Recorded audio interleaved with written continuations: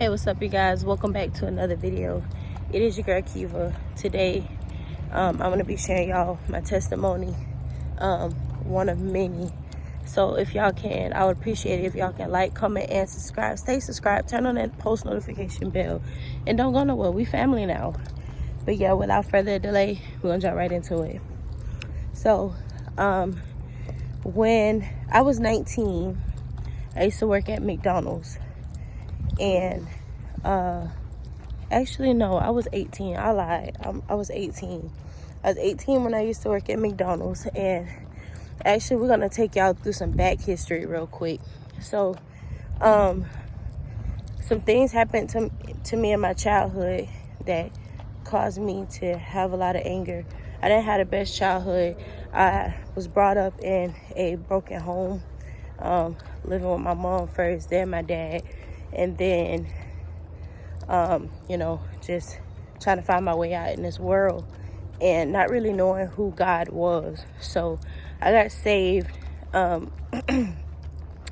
want to say either my junior or my senior year in high school. So I'm really like fresh into it, like fresh into Christianity, still not really knowing the depth of who Jesus was, none of that. So okay, and I had anger problems. That's what brought me to Jesus to begin with. It was my anger. I know I was explosive, I had a bad temper, and I just didn't know how to handle my problems at all. Like, I was not the best. So long story short, so y'all excuse me, I'm not feeling well. I'm under the weather, but I'm still trying to like sweat it out. But so let's go back to my age when I was 18 and I worked at McDonald's. So I started working there. I was very outgoing because I felt like being outgoing was the way to get bread, was the way to open doors and opportunities. So long story short, I began to work at McDonald's and I got hired off the strength. The manager thought I was beautiful, and it was a woman. She thought I was beautiful. She hired me. I didn't do no interview or nothing. She just hired me. And I wanted to leave my current job because I didn't think that my job, was a good fit for me. So I decided to take the job. Right through the door, I was getting paid more than most people. I was getting more hours than most people. I worked hard. And I had a lot of customers that liked me and that was slotting me money, like tipping me. Which we weren't supposed to take tips, but some customers insisted, and that got a lot of hate from this manager. She didn't like me from the door. I don't think she even liked herself, but she picked at me every single day. At first she played it off. It was subtle, then she began to pick at me, make fun of me to other people, and this was my trial. I was used to fighting, using my hands to fight people, just lash out or whatever it was in wrath and anger, and instead of calling on Jesus. So the heat really began to turn up at that time. My dad had a really nice old school that caused so much attention, and it seemed like she just would not leave me alone.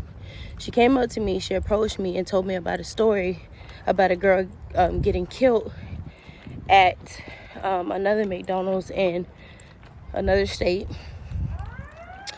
And she was telling me that I need to stop being so friendly and that somebody gonna hurt me, this, that, and the third. So at first I used to snitch because I knew how my mouth would be. I didn't want to handle things by myself anymore. I thought seeking help would do it, but no. Asking the managers for help or telling them what was going on, it just seemed like I was a troublemaker. I was problematic, this, that, and the third. So that caused me to go in a nutshell.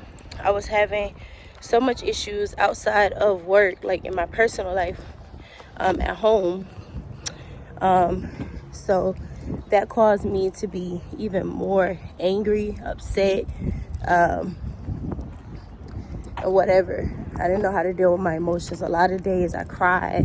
A lot of days I would try to verbally argue back with this woman. Once she started getting disrespectful, I felt like God, you know, this was my mindset at the age of 18.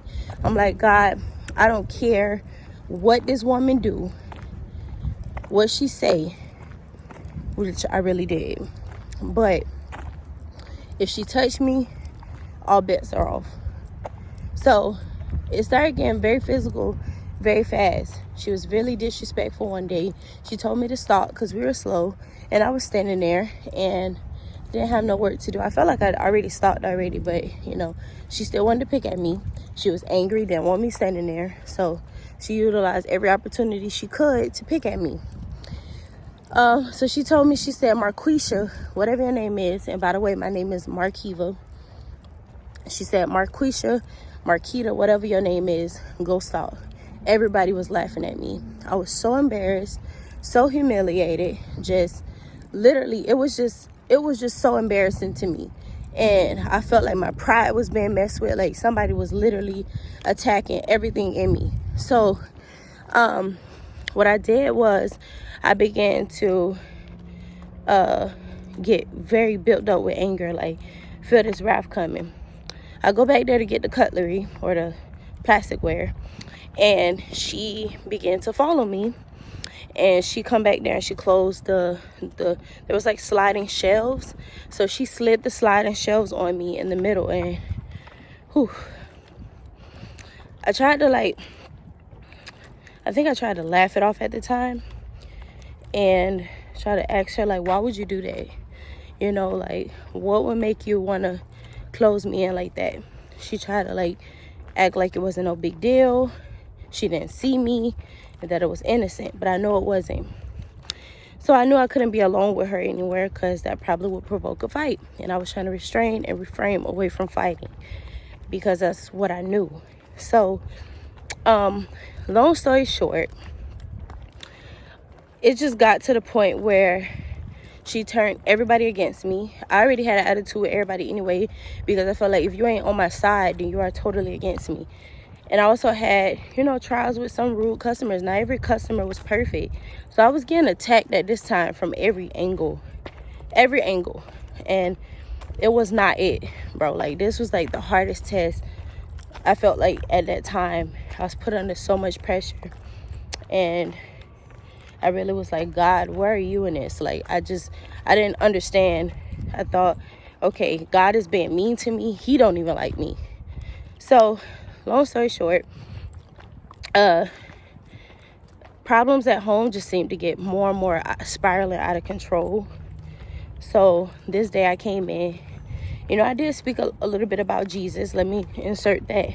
I spoke about Jesus sometimes because people would ask me, you know, why did I smile? Why was I so happy? You know, at the times what I did show, I really wasn't happy, but like I said, this was my way of making money. So I had to put on, you know, I had to make it look good. So I smiled. I was being very fake and getting into it with all the employees that work there left and right. Nobody seemed to like me at all. Like, I don't understand.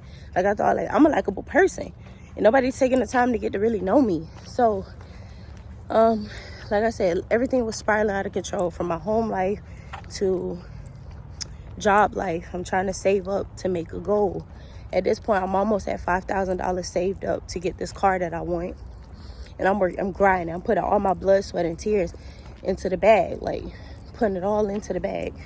So anyway, come in this morning, and all of a sudden, this lady got her timer on. She's upset as usual. She come in every day with an attitude, frown on her face, look like she want to fight every single day.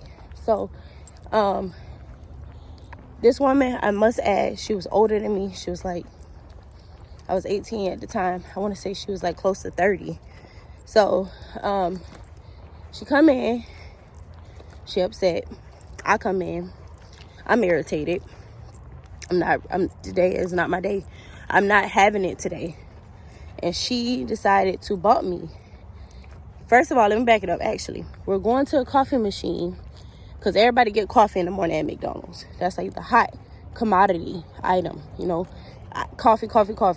So we're all flooding the coffee machine. And I don't even understand why she's even... I don't even know what she's doing. But somehow, I'm trying to get out of her way. And she's trying everything in her power to bump into me. Oh, Lord. All bets was off. Why this lady had to bump me? I literally blacked out. And I don't even honestly remember blow for blow. But I know by the time me and this lady, I came to a point in this fight where I kind of woke up from out of that darkness. I was like, oh, I'm finna lose my job. I'm finna lose everything I worked hard for. And if the lady was still punching me or hitting me or anything, I ain't feel it. I did not feel it at all. At that point, I felt like I lost. I lost everything.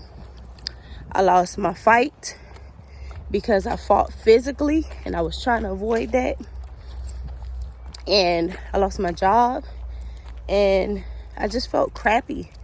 I felt like I lost. I didn't get to reach my goals. Everything around me just seemed to crumble. So I was worried that I was going to lose my job. I go home, they send me home, and I'm waiting for them to call me to see, you know, what's going to happen. So I'm waiting. Finally called them, and they said the big boss is coming. They asked me to come to work, but not dressed up, just to talk. I knew they was going to fire me. So it was crazy that they called me and just to tell me that they fired me and to tell me the big boss, he was so disappointed. He was just like, I thought, and she said she loved Jesus. Something to that extent. And when I tell you that just shattered, oh, the enemy is so slick. When I tell you that shattered my whole being at that moment, I felt like all of me just broke into pieces. I fell into the worst depression after that. I don't think nobody even understood how deep of a depression I fell into. I felt like, ew. I was upset with myself. Ew, God, you made this imperfect being. You made this ugly person out of me. I don't like who I am on the inside. I don't know how to change it. I don't know what to do. I just lost everything. And now people are picking at the one thing that I thought I was going to turn to, which was you, Jesus. And, man, let me tell you, y'all might be wondering what happened to the lady. For you, those that don't know. She kept her job. She kept her job. I lost mine. I lost everything else. I lost myself. I lost everything in that moment. When I tell you I was suicidal. I was so suicidal. I felt like I wasn't worthy. I felt like nobody wanted me. I didn't feel loved. I felt neglected. I felt abandoned. I felt just this raft in me that just began to turn into sadness. So after that, it's a chain of events that began to take place. I was distracted for a little bit from my problems, but I still felt empty on the inside. I worked out all the time to try to keep my mind off of it while still trying to look for a job. But I knew I didn't want to live anymore. I stopped eating. I started cleaning off my walls, my shelves, everything to get prepared for my death.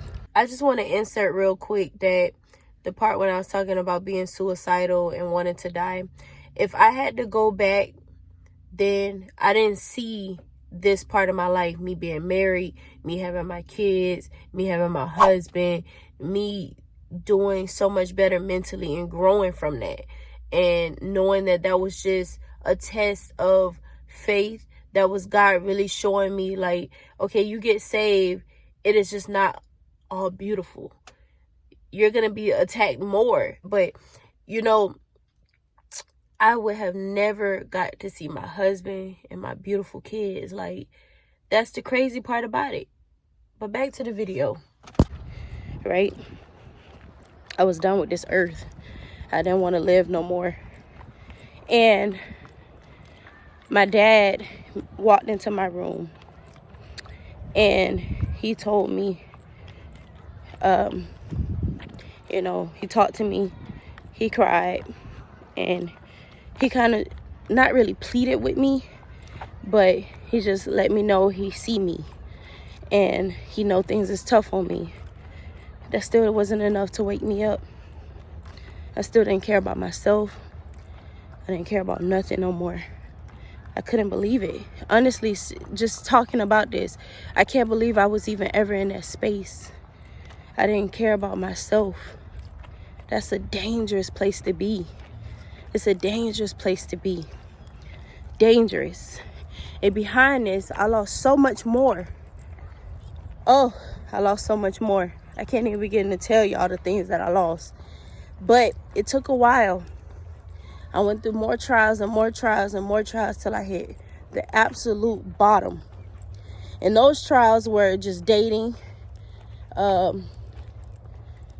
just falling head over heels for it, because I'd never dated before. That was like my first relationship that came afterwards. I moved away. And yeah, just being very rebellious and just not even caring about myself, wanting to still die within this place. I was so lost. And it wasn't until I moved back, which was months and months and months later, till I just hit rock bottom completely. And the Lord began to minister to my heart. He showed me that he loved me. And the way that I was looking at it was wrong. I still didn't understand the fullness of it, but it was enough to find peace. I had peace that surpassed all understanding. I had joy. And this time around, I said, I'm going to get on my grind, and I'm not going to let nobody or nothing stop me. I began to write music for the Lord.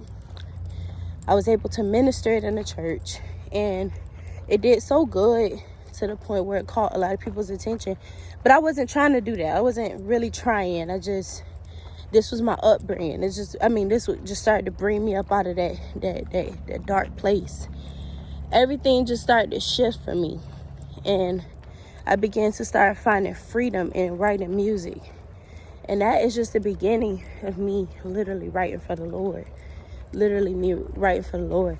I had my trials still up and down from there. But what I have to say about the situation, now that I look back, is, things may be tough. You may be going through the worst. It may feel like you're falling apart. But the enemy ain't going to attack nobody that don't have a calling on their life. The enemy is not going to come after you so strongly and to tell you nothing. Fight back. Irarabashaka. You fight back with everything. Fight back with everything. You talk back to the devil. You tell the devil, I am worthy. The Lord chose me. He chose me to be here on this earth. He gave me this gift. He gave me grace. He gave me mercy. I don't deserve anything, but he's still giving me everything.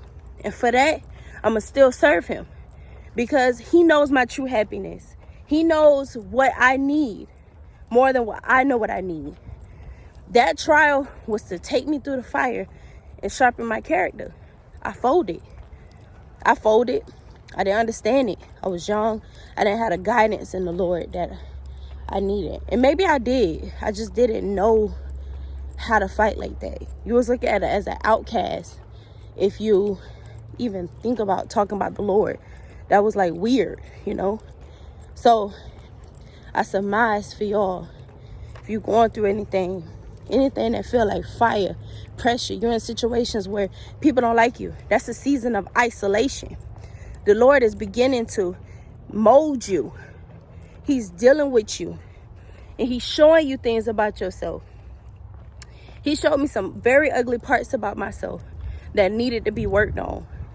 My temper still needed to be cultivated. I needed to have him to mold me so that I can be more gentle, so that I can be more meek and like him.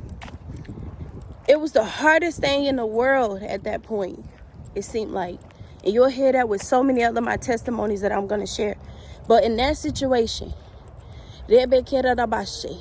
Robo kandara rabose. Riba handera rabashe. I'm telling you, the Lord is so good. He's so good. I don't have to fight like that no more. That was a season.